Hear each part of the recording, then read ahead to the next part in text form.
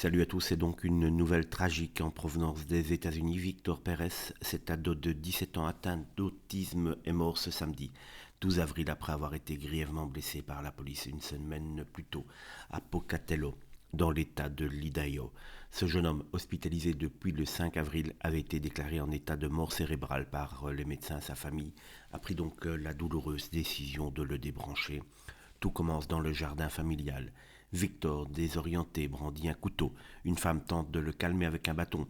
C'est alors que 4 policiers arrivent sur place, alertés par un voisin qui ne connaissait pas le garçon et pensait avoir vu un individu dangereux. Depuis la rue, derrière la clôture, les agents crient à Victor de lâcher son arme. Il ne répond pas, se lève, avance, et puis les tirs retentissent. Des images que vous avez sans doute vues sur les réseaux sociaux, des images tragiques. 9 balles, l'adolescent s'effondre. Les images de la scène filmée par un témoin ont choqué l'opinion. On y voit un garçon perdu, désarmé, de toute agressivité véritable. Sa tante raconte qu'il avait été opéré d'urgence, amputé d'une jambe, mais les blessures étaient trop graves. Le chef de la police locale appelle à la prudence, affirmant que la vidéo ne montre qu'un seul angle. Une enquête a été ouverte, mais pour la famille de Victor, c'est une injustice criante. La police est censée nous protéger.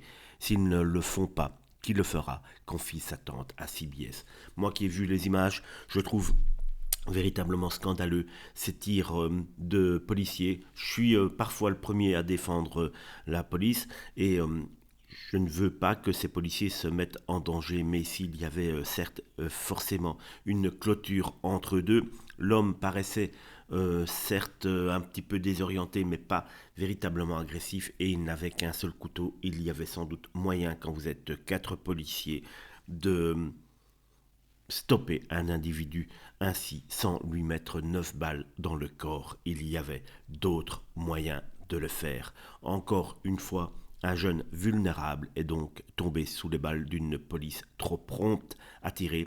Une veillée a été organisée. Qu'est-ce que cela va changer? Et une question reste en suspens. Comment cela a-t-il pu arriver? Il faut que ces gendarmes soient écoutés et sans doute sanctionnés.